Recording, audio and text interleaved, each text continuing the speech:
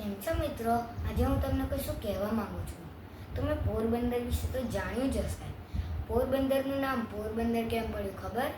કારણ કે ત્યાં પોર માતાનું મંદિર હતું અને ત્યાં આપણા રાષ્ટ્રપિતા ગાંધી બાપુનો જન્મ થયેલો, તેથી તે ફેમસ થયું.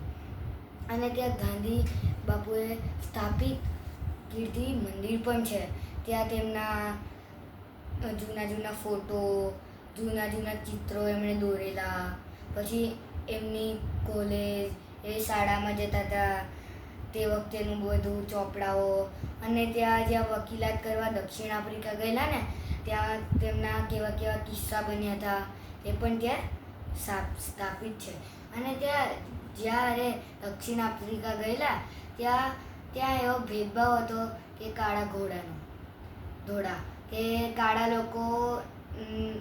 લોકોને આવું કરવાનું, કાળા લોકોને તેવું કરવાનું.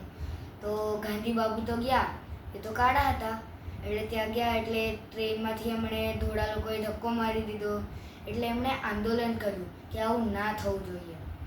અમારા લોકોને બી, અમારા દેશના લોકોને પણ અહીંયા આવવાનો હક છે, આવું ના થવું જોઈએ એવું આંદોલન કર્યું.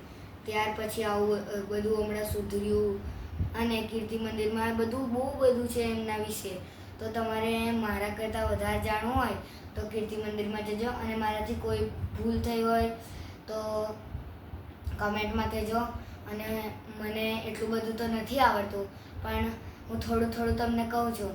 અને મારા કરતાં વધારે પણ તમને આવડતું હશે એટલે કમેન્ટમાં તમે મને કહેજો કે મારાથી શું ભૂલ થઈ. અને મેં આ ક્યાંથી વાંચ્યું તમને ખબર છે?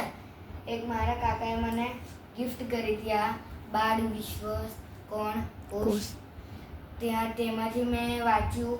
જો તમને પણ જોઈએ તો બાળ વિશ્વની એક એપ્લિકેશન આવે છે, એના ઉપર જઈને તમે મંગાવી શકો છો. મળીએ. જય શ્રી કૃષ્ણ.